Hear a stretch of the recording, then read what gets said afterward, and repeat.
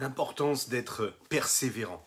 Parfois on fait des efforts, parfois on investit, parfois on se fatigue, parfois on a déjà des résultats. Et il y a des forces contraires qui viennent, qui s'installent et qui font disparaître tous nos efforts. Et pourtant la paracha nous le dit et le rabbi l'explique. Yitzhak va creuser ces magnifiques puits. Les Philistins vont venir les reboucher. Mieux que cela, ils vont venir les prendre pour eux. Ils ne lâchent rien. Les jours avancent, Yitzhak a la bénédiction avec lui. Les Philistins, eux, s'en rendent compte et ils vont venir signer un traité de paix avec lui. Oui, la persévérance, ne jamais rien lâcher.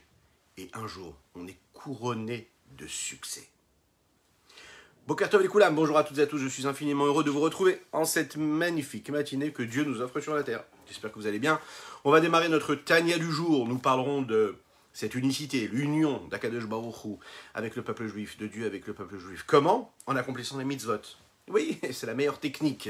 C'est les moyens qui nous sont offerts. Et pourquoi ne pas s'en servir? C'est à notre disposition. J'espère que vous allez bien. Tout cela, ce sera juste après ces quelques notes de Nigun. Oui, important. Ay, ay, ay, ay,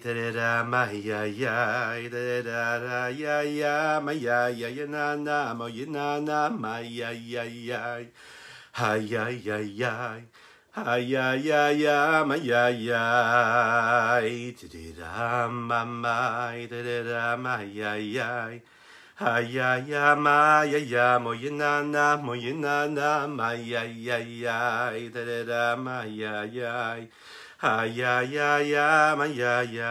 ay, ay, ay, ay, ay, tididam, ay, ay, ay, tididam, ay, ay, ay, ay, moyinanam, moyinanam, ay, ay, ay, ay, ay, ay, dadadam, ay, ay, ay, ay, ay, ay, ay, ay, ay, ay, ay. Ay, ay, ay, ay, da, da, da, my, ay, moyenana, moyenana, my, ay, ay, ay, ay, ay, ay, ay, da, da, da, my, moyenana, ay, da, da, da, ay, ay, ay, oyenana, my, oyenana, my, ay, my, ay, ay, ay, oyenana, my, ay, my, ay, ay, ay.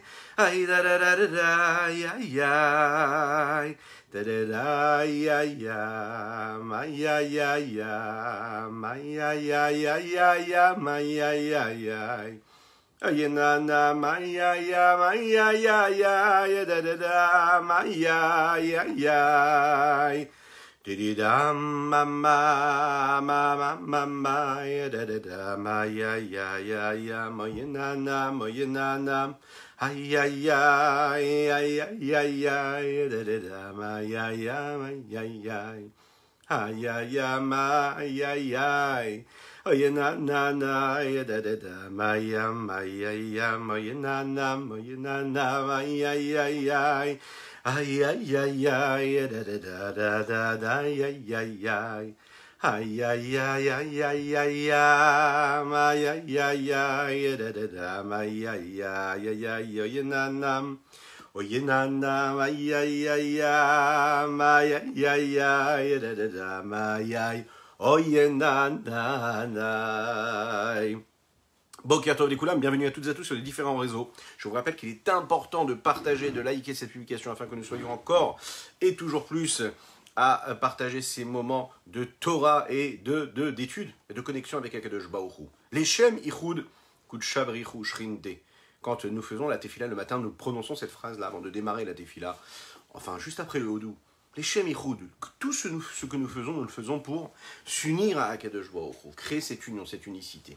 En effet, parfois, on a l'impression de faire les choses de manière banale, insignifiante, on n'est pas conscient de l'impact, de l'influence de ce que nous faisons, quand on fait juste une petite mitzvah qui peut nous paraître banale.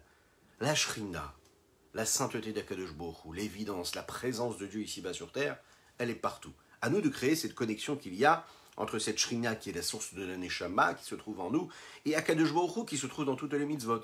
Cette union-là, elle est nécessaire, mais Parfois, lorsque nous faisons cet effort-là, de s'investir, de s'attacher à Hachem, de créer cette union-là, eh bien, il y a ce qui ne devrait pas y avoir. Il y a ces énergies-là qui s'en vont et qui vont aller nourrir les forces de l'impureté, l'inverse de la sainteté. Comme dans tout, il peut y avoir le face-à-face, mais il peut y avoir aussi parfois la partie arrière du don, du partage, celle qui va se nourrir de ce que nous donnons. Et quand cette énergie, cette lumière divine se connecte avec l'homme face à face, il y a cette union-là, et on essaye au maximum à ce moment-là de ne pas nourrir les forces contraires, de ne pas donner d'énergie aux forces du mal.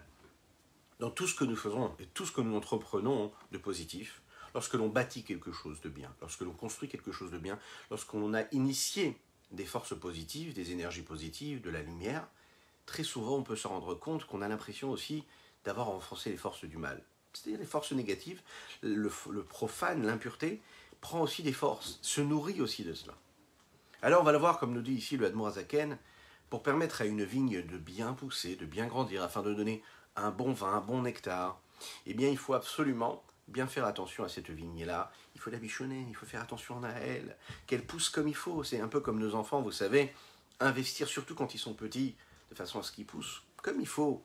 Hein, faire attention à enlever les mauvaises herbes, faire attention à chaque petite chose qui pourrait abîmer cette vigne-là. Il faut enlever les chardons, toutes ces parties-là de la nature qui sont là, mais qui peuvent empêcher et déranger la vigne, afin qu'elle ne pousse pas comme il faut. C'est les forces du mal, les forces négatives. Oui, pour donner un bon raisin et donc un bon vin, il faut qu'il y ait aussi des forces contraires qui s'immiscient et qui gênent, qui dérangent. À nous de faire quoi? De couper ces chardons-là, d'enlever toutes ces mauvaises herbes qui peuvent déranger l'évolution et laisser cette vigne-là pousser comme il faut.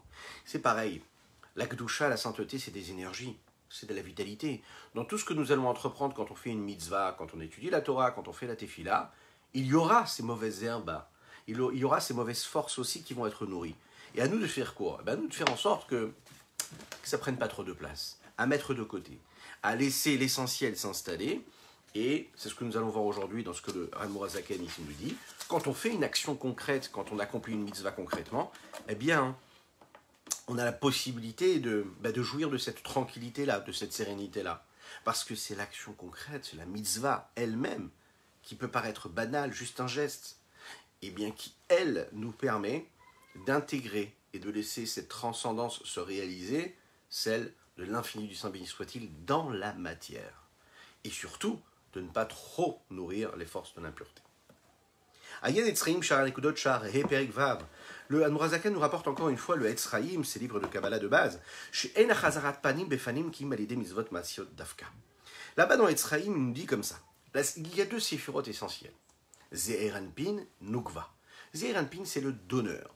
Nukva, le receveur. Très bien. Ze'er Anpin, Za ou Nukva. Comme l'homme et la femme, le donneur est celle qui reçoit. Cette notion-là, ce geste-là qui se crée, qui permet l'union, et que quand il y a cette union-là, il y a le miracle de la vie qui naît, c'est ce qui se passe à chaque fois quand il y a cette union-là qui se crée entre Akadosh Baruch Hu et la Shekhinah. Entre Dieu lui-même, ça veut dire l'essence même de l'infini du Saint béni soit-il, et le rayonnement de cette essence du Saint béni soit-il qui se trouve dans chaque mitzvah ou dans chaque parole de Torah que nous prononçons. Précisément, surtout, quand on fait une mitzvah. Et pourquoi? Alors, il faut savoir que dans le monde d'Atsilut qui précède les différents mondes de la création, Bria, Yetzira, Asiya, il y a cette connexion qui se crée entre le Ze'er Anpin et Nukva, celui qui donne et celle qui reçoit. Quand il y a l'union entre les deux, c'est ce que nous appelons, ce que nous avons dit dans l'introduction, Ichud Kucha Berichu ou Shrinte, l'union d'Akadosh Baruch Hu avec sa Shrina qui se trouve dans les mitzvot. Pourquoi? Parce que Ze'er Anpin, c'est ce que nous appelons quelque chose de kadosh, de saint. Ze'er Anpin, c'est quelque chose d'élevé, de séparé. Il dépasse les mondes. Akadosh Baruch Hu, le Saint béni soit-il, est détaché de ce monde-là physique, matériel. Malchut, c'est ce que nous appelons la Shrina, elle, qui réside ici-bas dans ce monde-là, se connecte les deux. Donc l'infini, l'au-delà, avec ce qu'il y est ici-bas, se connecte dans cette union-là. Et qu'est-ce qui se passe juste après? Eh bien, ça produit quelque chose. Ça produit quoi? Un dévoilement d'Akadosh Baruch Hu, de Dieu ici-bas. Autrement dit, à chaque fois qu'on va accomplir une mitzvah, eh bien, on permet un dévoilement de Dieu. Voilà ce qui est important de comprendre ici. On va voir maintenant dans des termes techniques ce qui se passe réellement, en réalité. Comment, quand on accomplit une mitzvah concrète, on permet un dévoilement supplémentaire, un dévoilement qu'il n'y avait pas eu avant. Lorsque on prend par exemple la séphira de Chochma et de Bina, ont eu besoin de s'exiler quelque part, de sortir, de s'évader de leur domaine initial. Alors, au moment où ils ont besoin de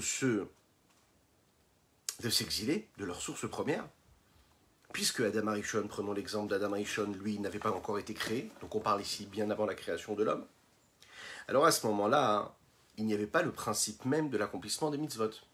Et puisqu'il n'y avait pas l'accomplissement des mitzvot, alors Ze'er, Anpin et Malchut, s'ils avaient été en union, ils auraient été en union face à face. Et s'ils étaient dans cette union face à face, donc en réalité, à ce moment-là, il y a une attirance, il y a une lumière qui est apportée, qui est descendue de manière profonde. Et à ce moment-là, si c'était de manière profonde et intérieure, donc de Ze'er Anpin à Malchut, sans un travail réellement de nettoyage ou de tri quelque part, eh bien les clipotes, c'est-à-dire toutes les forces autres et étrangères à la sainteté, auraient pu recevoir à ce moment-là plus que ce qui leur avait été prédestiné. C'est la raison pour laquelle on va bien faire attention à cela. C'est la raison pour laquelle ici aussi, on nous le dit ici, ces clipotes-là peuvent parfois se nourrir des forces de la sainteté, comme nous l'avons dit en introduction. C'est pour ça qu'on nous dit ici que, en fait, l'union qu'il y avait à cette époque-là, ça n'était pas une union qui était faite panim bepanim, c'est-à-dire en face à face, mais plus partie arrière vers la partie arrière, face à la partie arrière. Ça veut dire qu'il n'y a eu que la partie superficielle et extérieure de la force de Ze'er Anpin qui se connecte à la partie extérieure et superficielle de Malchut. Afin que il n'y ait pas, par ce face-à-face, s'il y avait eu ce face-à-face, une énergie qui aille nourrir les forces du mal. Une fois que Adam Arishon est créé et que lui il commence à accomplir les mitzvot, alors à ce moment-là, il y a ce travail-là de nettoyage, où on va retirer, comme nous l'avons dit, ces chardons qui vont empêcher la vigne de grandir, d'évoluer. Et le fait de faire ce travail-là, ça permet justement de couper, de sectionner, et de ne pas abreuver, de ne pas nourrir les forces extérieures. À ce moment-là, il pouvait y avoir cette union-là, c'est-à-dire que Ze'er Anpin et Malchut puissent retrouver cette union, cette unicité qui est nécessaire, panim bepanim, face à face. En d'autres termes, pour qu'il puisse y avoir le dévoilement d'Akadosh Baruch Hu ici-bas sur terre et que les clipotes, que les forces du mal, les forces contraires à la sainteté ne soient pas nourries par cette énergie, cette vitalité de sainteté, eh bien c'est précisément grâce aux mitzvot que nous accomplissons. Akadosh Baruch Hu, lui, rayonne, il donne son énergie, et pour que cette énergie soit uniquement dans la sainteté et non pas, et ne nourrit pas toutes les forces contraires à la sainteté, eh bien nous accomplissons les mitzvot et on fait ce travail-là de nettoyage quelque part. Veta Amadavar, et quelle en est la raison? Là-bas dans le Etzraim, il dit comme ça, Ki alidé ma'asim tovim, gorem zivug ha'ilyon vechule. Quand on accomplit une mitzvah concrète, l'homme précisément est en train de créer cet accouplement supérieur, suprême. C'est la raison pour laquelle nous appelons ça un face-à-face. Ze'er Anpin venugva. La force de Ze'er Anpin, du donneur, de l'influenceur quelque part, et Nugva, celle qui reçoit. Et il y a cette union qui se fait, et c'est précisément dans les mitzvot qu'on peut retrouver cette union-là, cette union supérieure, suprême qui se crée. Ou les avin, Hamaï Ma'asiot Davka. Et maintenant, pour comprendre pourquoi est-ce que c'est précisément les mitzvot concrètes, c'est-à-dire celles qui s'accomplissent avec des gestes concrets, avec des actes. Pourquoi c'est précisément ces mitzvot-là qui, elles, peuvent créer et susciter cette union suprême et supérieure, et pas d'autres mitzvot? Pourquoi les mitzvot vraiment, Mahasiot? Yuvan Mimash et Kato, on pourra comprendre et répondre à cette question-là en regardant ce que le Etzraim explique dans le Sha'ar Memnun, au Sha'ar Mem Dalet,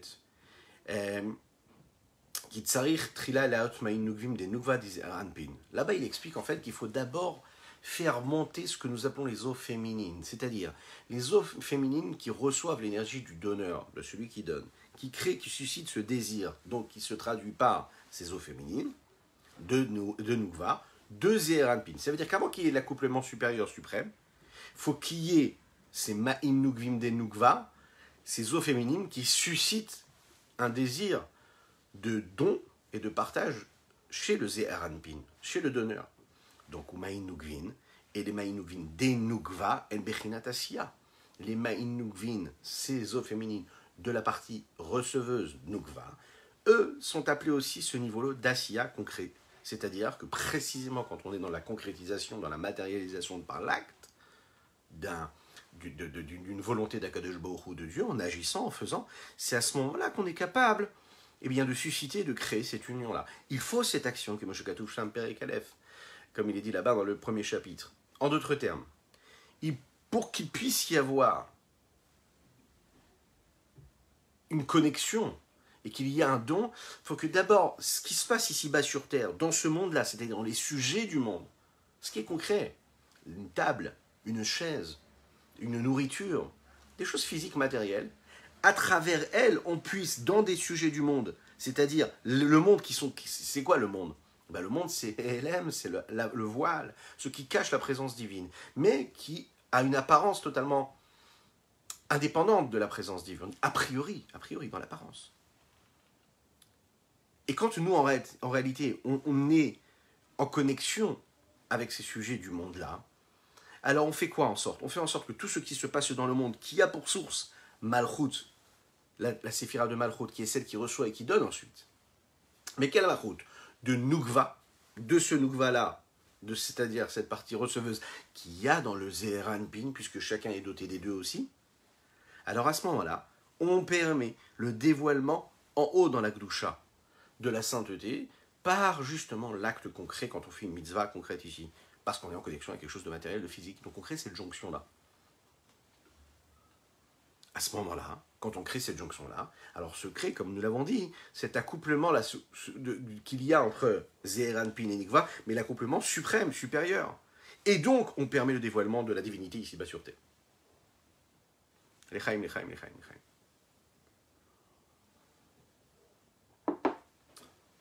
Le Admor HaZaken va à présent nous expliquer comment cela se passe. Comment est-ce que cette promesse-là peut être confirmée? C'est-à-dire que quand il y a un dévoilement de Dieu ici-bas sur Terre, on est bien sûr qu'elles ne vont jamais nourrir les forces inférieures et les forces du mal, ce que nous appelons les clipotes, toutes les forces étrangères, les énergies étrangères à la sainteté. Qui est-ce qui peut nous le prouver et nous le promettre? Il nous l'explique. Veine amasim tovim, les bonnes actions. Nikraim kisuach vekitzut akotsim. Les bonnes actions sont appelées, les bonnes actions, les actions concrètes, sont appelées, dans les termes du Etzraïm, kisuach vekitzut akotsim. Nous parlons tout à l'heure de cette vigne-là. Eh bien, c'est-à-dire, quand on va retirer les chardons qui sont là pour empêcher l'évolution de cette vigne-là. C'est un nettoyage. On sectionne, on retire cette énergie qui pourrait, anechazim, ba'achoraim, qui sont là pour attraper la partie arrière de cette branche-là. Shein bechinat asiya, c'est quelque chose de concret, c'est très physique. C'est là, ça se maintient, ça attrape. Et nous, qu'est-ce qu'on fait? On retire, on nettoie cela. Comme je trouve, Béchar, même Zaïn Pereke, comme il est dit là-bas dans le Etzraïm, dans ce que nous appelons le Sha'ar, la porte 47 et chapitre 8. C'est-à-dire que quand on réussit à faire une bonne action, alors on permet justement de nourrir le bien et de ne pas donner d'énergie aux forces du mal. Viaïnou, à l'idée halatatov aganus baem, quand on va réussir par l'action concrète à élever le bien qui est caché en elle, hamelubash be mitzvot masiot limkoro, qui est habillé dans la mitzvah concrète à sa source de bien, c'est-à-dire ce qu'il y a de bon, c'est quoi? L'ikdusha hatzilut shebekevaruvrera, dans la sainteté qui se trouve dans le monde d'Hatzilut, qui a déjà été raffinée. Cette chose-là peut nous permettre d'arriver à quoi? Un travail de raffinement. Quel raffinement? La réparation, la bonification, le fait de réussir à polir ce qui était physique et matériel et grossier. Tout ce qui avait besoin d'être élevé, eh bien on réussit en fait à extraire le bien, à extraire le bon, à faire ressortir cette lumière, rejaillir cette lumière-là qu'il y a dans chaque élément. Voilà, on voit que dans le Etzraïm, on nous dit qu'Adam Arishon, même lorsqu'il priait, donc pas seulement quand il était en train d'accomplir une mitzvah concrète, physique, matérielle, mais même quand il priait seulement, il était capable de réussir à faire ce travail-là, ça veut dire à vraiment réparer quelque chose. Donc a priori, ça voudrait dire que ce n'est pas seulement une mitzvah concrète, mais une personne qui prie peut aussi faire ce travail de raffinement et permettre le dévoilement divin sans avoir besoin de nourrir les forces contraires à la sainteté. Le Admorazaken, Rabbi Shneur Zalman nous dit ici, il nous dit Ariédé Hot Hiyot Adibour. C'est peut-être la tefila, mais c'est grâce aux lettres de la parole qui formulées à travers ces prières. Et la forme des lettres qu'on est capable de faire, de formuler à travers les gestes, à travers toutes ces mouvements que l'on forme et que l'on formule à travers les lettres, la bouche, le palais, la langue, le son, tout ça, c'est quelque chose de physique en fait. Donc on va appeler ici la tefila quelque chose de matériel. C'est comme une mitzvah concrète. Pourquoi ? Nous l'avons dit un petit peu plus tôt. Hakimat sefatav ave maaseh. Le fait de bouger les lèvres, de prononcer les lettres, articuler avec nos lèvres, c'est considéré comme une action concrète. C'est la raison pour laquelle il est très important quand on fait la tefila, eh bien de dire les mots, de les prononcer, de les articuler, et au moins d'entendre un petit peu quand même sa voix. Et c'est de cette façon-là que la tefila, ça ne reste pas juste comme ça une prière, quelque chose qu'on pourrait psalmodier comme ça. Non, mais quelque chose qu'on dit, qu'on vit, qu'on concrétise, qu'on matérialise à travers les membres de notre corps. Et cela prend forme. Et quand ça prend forme, alors à ce moment-là, ça crée aussi, par cette forme d'action, le dévoilement du divin, le dévoilement de la présence de Dieu, et ça nourrit les forces du bien, et non pas les forces de mal. C'est d'ailleurs la raison pour laquelle une personne qui fait la tefila, et qui a du mal à se concentrer, ça peut arriver. Ça nous arrive tous. On fait la tefila et on n'arrive pas à vraiment penser à ce qu'on est en train de dire. L'esprit s'en va, il voyage, il va à droite, il va à gauche. On a le temps de réfléchir à tout, de construire, de bâtir des mondes et des affaires, et toutes sortes d'idées qu'on pourrait avoir. La tefila, on nous dit, prononce les mots, et tu verras que tu auras plus de facilité d'avoir la concentration. Essaye d'entendre les mots que tu es en train de prononcer, et tu verras que tu auras plus de facilité à te concentrer. Pourquoi ? Parce qu'étant donné qu'un homme, c'est un homme d'action, et peut-être que malheureusement, l'homme y passe plus de temps à réfléchir, à imaginer, à se faire des rêves et des ambitions, qu'à agir. Alors, qu'est-ce qui se passe ? Il peut être en train de faire la tefila et penser à 10 000 choses en même temps. Qu'est-ce qui est concret ? C'est ce que tu fais. Si tu es capable pendant la tefila de dire les mots, de te concentrer sur les mots que tu es en train de prononcer, d'articuler, alors à ce moment-là, tu permets à Kadosh Baruch Hu de prendre forme et de se dévoiler. Et dès l'instant où il se dévoile à travers les membres de ton corps, eh bien, c'est un acte concret. C'est comme si tu prenais une pièce, tu la mettais dans la tzedaka. Comme si que tu prenais un loulav et tu faisais la mitzvah du loulav. Parce que dans l'acte de la lèvre qui est là à prononcer les lettres des mots, tu prononces ici un acte concret de connexion avec l'infini et tu dévoiles Dieu qui se trouve dans ces lettres que tu es en train de prononcer. Ki ein, parce qu'il faut savoir ici, Minefesh achionit shebaguf vedamo, asher shorshan minoga, parce que ces lettres de la parole proviennent de l'âme vitale qui se trouve dans le corps, et dans son sang, dans son énergie, dans son oxygène, qui a pour source la vitalité qui se trouve dans Noga. Et qu'est-ce que c'est Noga ? Noga, c'est ce domaine neutre qui lui est composé d'énergie neutre que l'on peut utiliser pour le positif comme pour le négatif, qu'on le peut utiliser pour la pureté comme pour l'inverse de la pureté, pour ce qui est permis comme pour ce qui est l'inverse de ce qui est permis. On peut utiliser ces énergies-là, elles sont neutres. Tu vas manger quelque chose de caché ou tu vas manger quelque chose qui ne l'est pas. Tu peux utiliser chaque élément. Eh bien, tes paroles, tes mots, tes lettres, ce souffle qui sort de ton cœur, que toi tu vas formuler, que tu vas extérioriser de ton corps, tu peux faire en sorte qu'il devienne une source d'énergie positive et de sainteté, ou toi décider aussi de faire en sorte que cela devienne quelque chose de néfaste. D'utiliser ce souffle-là pour créer une parole qui va être malsaine, qui va être impure, chasvé shalom, ou qui va être destructrice. À toi de voir ce que tu es en train de faire avec cette parole. La parole, elle est créatrice, c'est celle qui permet justement au monde d'exister. Et lorsque nous aussi, nous prononçons des lettres et nous prononçons des mots de tefila, on peut créer, leur donner une incidence, une forme et un impact phénoménal, extraordinaire, aussi grand qu'un acte. Imaginez la chance que nous avons 3 fois par jour de dire toutes ces lettres, de dire tous ces mots, de les formuler, d'agir. La parole a cette résonance-là qu'on ne soupçonne même pas. Elle a cet impact, cette influence dans le choix des mots qu'on va choisir dans nos rapports humains, que ce soit dans notre cercle familial, dans l'éducation des enfants, dans les rapports que nous avons dans le couple. Les mots qu'on va prononcer vont conditionner les émotions que l'on va ressentir. Revenir du travail et avoir un grand sourire et dire un mot positif à ses enfants et leur dire « Comment allez-vous les enfants ? Comment tu te sens aujourd'hui ? Comment s'est passé ? Comment tu t'es senti à l'école aujourd'hui ?» Pas seulement est-ce que tu t'es bien comporté, ou est-ce que tu as bien fait tes devoirs, ou tu as bien réussi ton contrôle, mais juste comment tu te sens.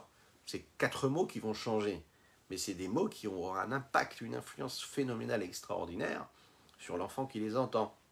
Dans le couple, c'est pareil. Dire à son épouse, comment tu te sens aujourd'hui?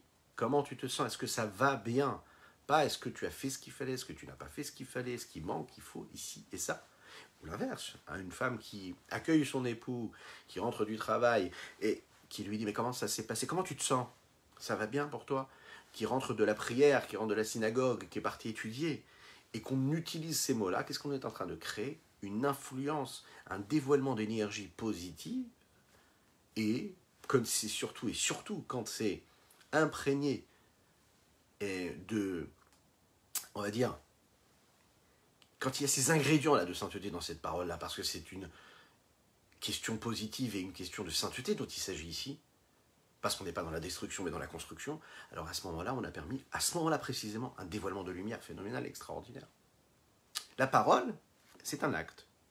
Et au moment où nous prononçons cette parole-là, nous faisons ce travail de raffinement. On l'a expliqué, vous savez, au début du Tanya, que l'âme divine n'a pas la possibilité d'exprimer des mots de Torah ou de Tefila toute seule. Elle a besoin du corps. Elle a besoin de tous les membres du corps. L'âme divine toute seule ne peut pas se suffire à elle-même. Elle a besoin de l'âme vitale qui se trouve dans le corps, qui est dans l'oxygène du sang. Donc, notre corps, ça n'est pas notre ennemi, notre corps est là pour nous aider à accomplir ce que l'âme divine a à accomplir. Oui, l'essentiel c'est l'âme divine, l'essentiel c'est la connexion avec Dieu, mais pour arriver à cette connexion-là, on a besoin d'avoir le corps, on a besoin d'avoir l'âme vitale. Cette âme vitale, c'est celle qui nous permet de formuler les lettres, de formuler les mots. Nous avons besoin des dents, nous avons besoin de la langue, nous avons besoin des lèvres physiques. Et c'est par les membres du corps qu'on a la possibilité, en réalité à ce moment-là, de faire ce que nous avons dit juste avant, c'est-à-dire d'élever, en agissant avec les membres du corps, les eaux féminines, et de susciter en réalité une connexion qui va se passer avec ce qui se passe là-haut, au niveau du donneur, du Zeher Anpin. Mais il faut qu'il y ait cette première étape là, qui vient du bas, qui est ce réveil des eaux féminines, qui, elles, se traduisent par l'action concrète. Et ça peut se faire uniquement dans les mitzvot ma'asiyot, dans les actions concrètes. Les bonnes intentions ne pourront jamais engendrer un dévoilement de lumière comme une bonne action, un geste, une lettre bien prononcée. Veine. Aberurin da'asiya. Tous ces travaux, c'est tout ce qu'on est capable de raffiner par les mitzvot concrètes. Olin litzira al-yedei shem ban. Il y a différents noms d'Akadosh Baruch Hu, ban, man, etc. Ici, on va se concentrer sur le ban pour l'instant. Qu'est-ce que c'est ban? On le dit que quand on accomplit ce travail de raffinement, parce qu'on fait une mitzvah concrète, on monte à un monde de Yetzira. Nous avons le monde de Bria, le monde de Yetzira et le monde d'Asiya. Au-dessus de tous, nous avons le monde d'Atsilut. Mais quand on est dans le monde d'Asiya, c'est-à-dire des mitzvot ma'asiyot, comme son nom l'indique, une action concrète, comme dans tout, en réalité, c'est le système de l'ordre de l'enchaînement, du Seder Ishtalchelut. Chaque fois que nous agissons dans le monde inférieur, nous réussissions en fait à libérer une forme de lumière, de présence divine. Et quand cette lumière-là, elle se libère, et donc elle agit, elle se dévoile, et bien très rapidement, ce qu'elle fait, c'est qu'elle se connecte avec son niveau, le niveau qui est supérieur juste au-dessus. Et quand le niveau supérieur, lui aussi, réussit à vivre ce dévoilement, eh bien, il va se connecter au niveau encore une fois plus supérieur. Là, à ce moment-là, quand on a fait quelque chose de concret, on se connecte à quoi? Au monde qui est juste au-dessus, qui est au monde de Yetzira. Et grâce à quoi? Grâce à ce nom de Ban. Cette formule-là. Une fois que c'est dans Yetzira, ça monte à Bria. Une fois que c'est dans Bria, ça monte jusqu'à Atzilut. Atzilut qui dépasse même les différents mondes de la création. Moshe Katuv be'etzraim, comme il est dit là-bas dans l'Etzraim, Sha'ar Memnun, Derush Yudalef Siman Zayin Uvaziyuvan. Et par ça, on pourra comprendre ce qui est dit dans le Zohar. Deirur la avid mideh. Juste penser sans exprimer, formulé par les lettres de la parole, cela ne suffit pas du tout. Cela ne fait rien. La pensée, elle ne suffit pas. Et pire que cela, la avid mideh, ça veut dire ça ne fait rien. Juste s'asseoir, réfléchir, méditer, ça ne suffit pas. Il faut vraiment formuler, dire. Pourquoi? Alors il nous l'explique ici par rapport à ce qui est dit ici dans le Zohar.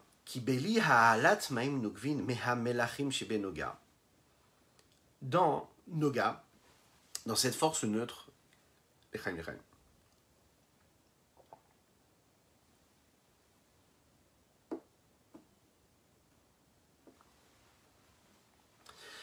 Et il y a ces énergies-là qu'on appelle les Melachim, les rois. C'est-à-dire que ceux qui règnent et qui sont les forces matrices, quelque part, de ce niveau-là.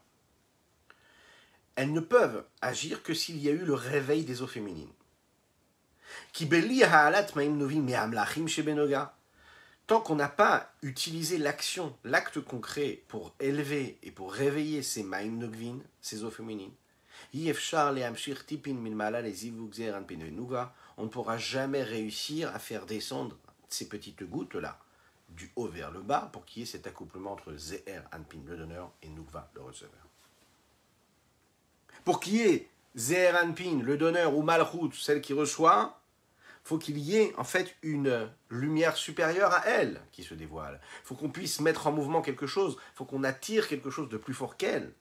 Et cette lumière supérieure et suprême qui les dépasse en fait, un peu comme l'exemple que nous donnons très simplement d'un homme et d'une femme qui se réunissent et qui s'unissent. Et quand il y a cette union-là, il va y avoir une recherche d'une force qui dépasse l'homme, qui dépasse la femme, et qui dépasse leur conditionnement. Et c'est ce miracle-là qui va produire ensuite ce qui va produire par cet accouplement, c'est-à-dire le miracle de la possibilité de créer un autre être, c'est-à-dire de donner naissance à un enfant. Mais il faut aller chercher quelque chose qui dépasse l'homme et qui dépasse la femme. D'ailleurs, si on regarde bien les textes, on se rend compte que quand Akadosh Baruch Hu, dans son projet divin, crée l'homme, et qui crée ensuite la femme, et qui leur demande de s'accoupler, et qui leur dit « ayez des enfants, multipliez-vous, etc. » Le passouk, le verset dit un mot qui est très intéressant. Il nous dit comme ça « Vayevarech otam Elokim » Zachar onekeva bara otam, mâle. Il les a créés hommes et femmes, ok? Et il les a bénis. Mais il pouvait les bénir avant de les avoir créés. Non, il crée d'abord l'homme, il crée la femme.